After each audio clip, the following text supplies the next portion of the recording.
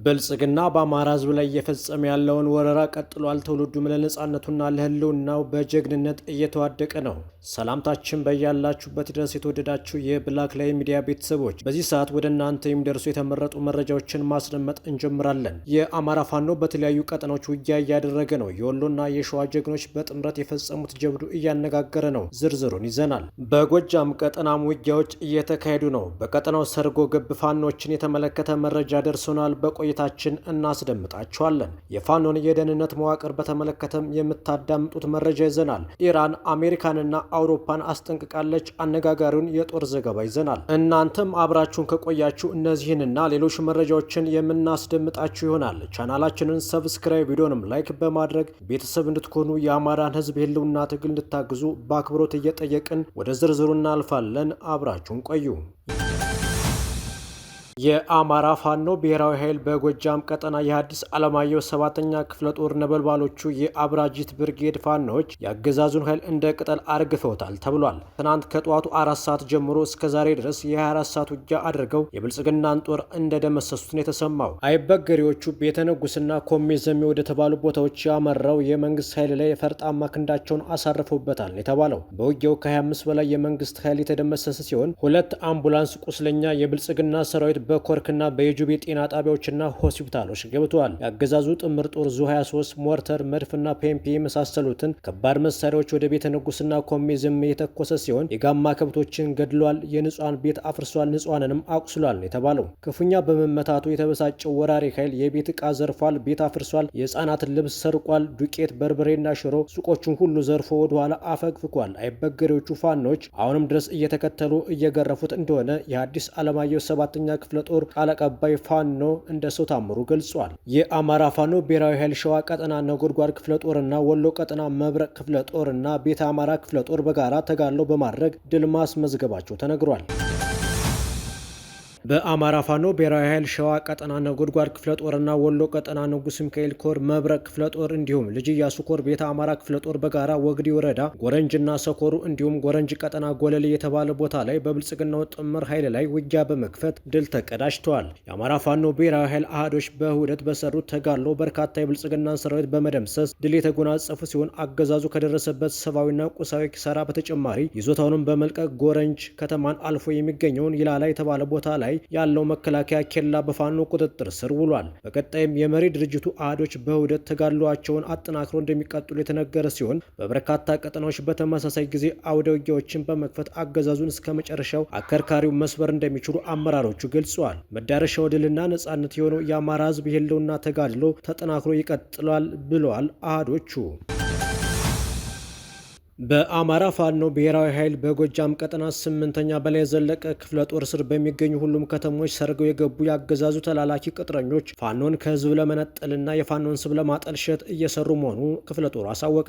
በየትመን እና ብርጋ፣ በወይራ አበሰም ጎጥ፣ በጠልማዚያ ወንዝ፣ በቆይ አራጆ ቁልቋል፣ በይዱጋ እንደ ሸት መስመር የአካባቢው መኪናን በማስቆም ለፋኖ ተተኳሽና የአልባሳት መግዣ ገንዘብ አምጡ እየተባለ ዝርፊያ እየተፈጸመ እንደሆነም ተነግሯል። አገዛዙ ያሰማራቸው ወዳደር ተላላኪ ቅጥረኞች በብልጽግና አመራር ስምሪት አማካኝነት የግል ሀብትና ንብረት ለማፍራት ሲባል የፋኖን ስም በመጥቀስ የፋኖን የሻለቃ ስያሜ በማሳወቅ ፋኖ ያለባቸውን ቀጠናዎች በመያዝና መሰል ሐሰተኛ ሰነዶችን በማዘጋጀት ዘረፋ እንደሚፈጽሙ ታውቋል። ክፍለ ጦሩ ቢቸና፣ ቆይ፣ የዱሃና ደጀን ከተማዎችና መሰል ቦታዎች ወደሚገኙ ነዋሪ ማህበረሰቦች በቀጥታ ስልክ በመደወል ሐሰተኛ ወሬ በመንዛት ለፋኖ ሎጂስቲክስ አውጡ እየተባለ ስርቆት እየተፈጸመ መሆኑን ደርሽበታለሁ ብሏል። ክፍለ ጦሩ የብልጽግናው ኃይል በሚንቀሳቀስባቸው ቦታዎች ፋኖ ለስርቆት እየተደራጀ ነው በሚል ሐሰተኛ መረጃ ለማሰራጨት በፋኖ ስም የሚንቀሳቀሱና እኛ ፋኖችን እኛ የፋኖ መረጃዎችን በሚሉ ሌቦች በእጅ የተያዘ ማንገት የተደረገ በቤት የተቀመጠ ጥሬ ብር፣ ጌጣጌጥና መሰል ሀብትና ንብረት እየተዘረፈ መሆኑን ማረጋገጥ ችለናል ያለው። ከዚህ ጋር ተያይዞ የአገዛዙ ኃይል የሚሰራቸውን አስነዋሪ ተግባራት በፋኖ ስም በማሳበብ እየተደረገ ያለውን መጥፎ ድርጊት ከማውገዝ ባሻገር በየትኛውም ቦታ ያለ የህብረተሰብ ክፍል ማወቅ ያለበት የትኛውም የፋኖ አባላት መኪና በማስቆም ስልክ በመደወል ቤት ለቤት ፍተሻ በማድረግ የዝርፊያና የስርቆት ወንጀል እየፈጸመ አለመኖሩን መገንዘብ እንዳለበትም ተነግሯል። አገዛዙ ያሰማራቸው ዘራፊና ሌባ አካላት ስላሉ እነሱን በመከታተል እርምጃ የሚወስድ መሆኑን ክፍለ ጦሩ አሳውቋል። የአካባቢው ማህበረሰብም እነዚህን አካላት በመከታተል በመረጃና መሰል ተግባር በመተባበር የበኩሉ እንዲወጣም ጥሪ ቀርቧል። በየትኛውም ፖለቲካዊ ይዘት ባለው ትግል ውስጥ በጉልበትም ይሁን በሌላ መንገድ በተገነባ ስርዓተ መንግስት ውስጥ የመረጃና ደህንነት ስራ ሁሉንም ጉዳዮች የመወሰን እጣ ፈንታ አለው። በመረጃና ደህንነት ስራዎች ውስጥ ፖለቲካና ዲፕሎማሲ፣ ኢኮኖሚና ወታደራዊ ጉልበት አለ። በጦርነት ውስጥ ደግሞ ሁሉንም አይነት ውጤት የሚወሰነው በመረጃ ነው። በረዥም ዘመን የጦርነት ታሪኮች ውስጥ አሸናፊዎቹ ድል ያደረጉት፣ ተሸናፊዎቹም የተሸነፉት በዋናነት አንዱ በሌላኛው ላይ በሚኖር የኃይል የበላይነት ብቻ ሳይሆን የመረጃ ብልጫን በመውሰድ ነው። በሀገራችን ታሪክ እንኳን የኢትዮጵያን የቅኝ ግዛት ትግሏን አሸናፊነት የወሰነው የአርበኞቹ የጦር ሜዳ ግንባር ተጋድሎ ብቻ ሳይሆን እንደ በሻ አዋሎም አይነት የመረጃና ደህንነት ሰዎች በፈጸሙት ጀብድ ነው። ምዕራባውያንም ሆኑ ሌሎች የዓለም ልዕለ ሀያላን ሀገራት በውስጣቸው ከአንድ የታጠቀ ግዙፍ ቡድን ይልቅ ግለሰብ መረጃ መንታፊ ያሰጋቸዋል። ይህ እውነት የዘርፉን ወሳኝነት አጉልቶ ይነግረናል። የአሜሪካ ጉልበት ከወታደሯ በላይ የስለላ ተቋሟ ሲአይኤ ነው። ሩሲያ የፈረጠመውና የዘመነው የመከላከያ ተቋሟ ያለ ኬጂቢ የስለላ መረብ የሚፈጽመው ስራ የለም። በዚህ ወቅት እንደ ቡድን ከሐማስና ሄዝቦላ ጋር፣ እንደ ሀገር ከፊልስጤም ከሊባኖስና ኢራን ጋር ጦርነት ውስጥ ያለችው እስራኤል ከሞሳድ ውጤታማ የስለላ መንገድ ውጭ አንድ እርምጃ መጓዝ አትችልም። የሄዝቦላው መሪ ያሲን ነርሰላ፣ የሐማሱ ያህያ ንስዋር፣ የኢራኑ ኢታማዦር ሹምና ሳይንቲስቶች እንዲሁም ሌሎችም መሪዎች የተገደሉት በጦሩ ሳይሆን በመረጃና ደህንነት ተቋም ሞሳድ ነው። ሀገራት አንዱ የሌላኛውን ግንኙነት እስከ መሪዎች የስልክ ልውውጥ ድረስ የሚጠላለፉት የመረጃን ሀያልነት ስለሚረዱ ነው።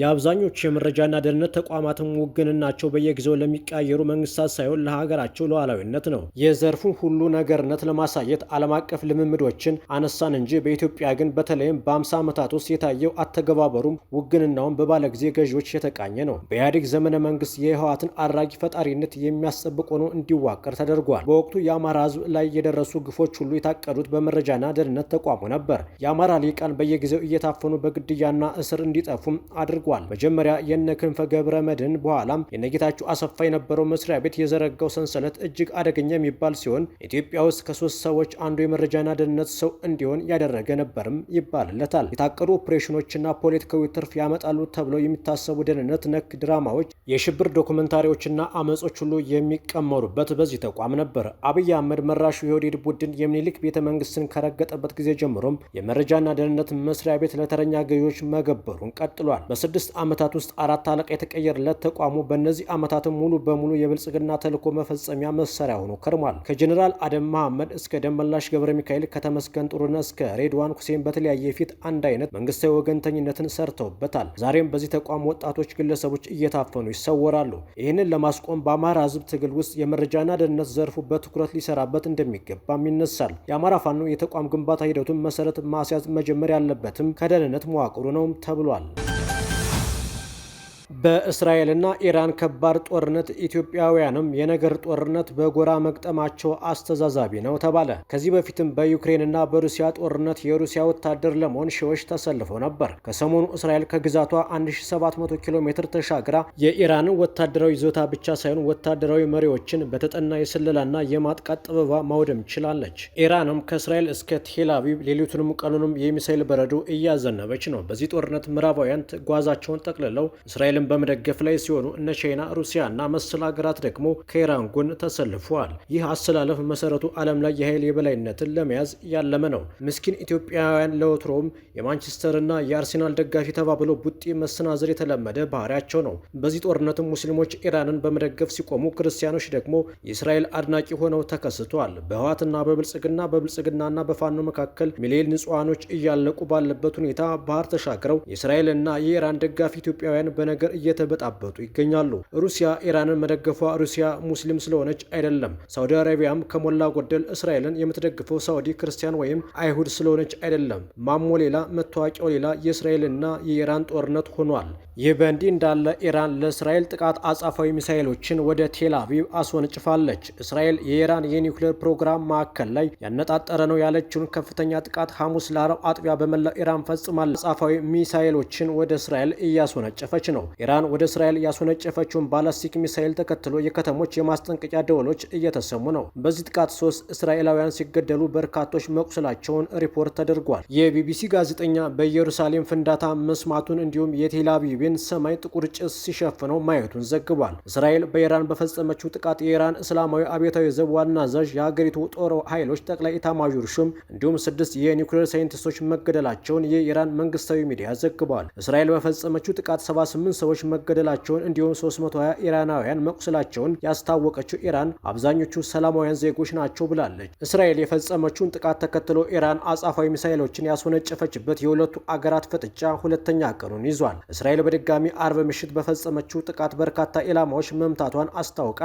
በቴሄራን የመኖሪያ ህንፃ ላይ በተፈጸመ ጥቃት 20 ህጻናትን ጨምሮ 60 ሰዎች መሞታቸውን የኢራን መንግስታዊ ሚዲያ ዘግቧል። በኢራን አጻፋዊ የሚሳኤል ጥቃቶች 3 ሰዎች ሲገደሉ በርካቶች መቁሰላቸውን ባለስልጣናት ተናግረዋል። አሜሪካ ወደ ግጭቱ እንድትገባ ከተደረገች ሁኔታዎች በበለጠ ሊያገረሹ ይችላሉም ተብሏል። ኢራን ሚሳኤሎችን የምታስወነጭፍ ከሆነ መዲናዋ ቴሄራን ትቃጠላለች ሲሉ የእስራኤል መከላከያ ሚኒስቴር እስራኤል ካታግዝ አስጠንቅቀዋል። የእስራኤል መከላከያ ኃይል 9 የኢራን የኒውክሌር ሳይንቲስቶችንና ባለሙያዎችን ገድያለሁም ብሏል። ጦሩ ሐሙስ ለአረብ አጥቢያ በፈጸመው ተከታታይ ጥቃት የገደላቸው የኒውክሌር ሳይንቲስቶች 6 ናቸውም ብሎ ነበር። ኢራን በእስራኤል ላይ እየወሰደች ያለችውን አጻፋዊ እርምጃ ለማስቆም አሜሪካ፣ ፈረንሳይና ዩናይትድ ኪንግደም እስራኤልን የሚያግዙ ከሆነ በቀጠናው የሚገኙ የጦር ሰፈሮቻቸውን ኢላማ እንደምታደርግ ሸቲ ዩኒቨርሲቲ የኒውክሌር ኢንጂነሪንግ ኃላፊ አብዱልሐሚድ ሚኒሸር፣ በዚሁ ዩኒቨርሲቲ የኒውክሌር ኢንጂነሪንግ ፕሮፌሰር አህመድ ረዛ ዞልፋጋሪ እና በተመሳሳይ ዩኒቨርሲቲ የኒውክሌር ፕሮፌሰር የሆኑት አምሪ ሆሴን ፈቂ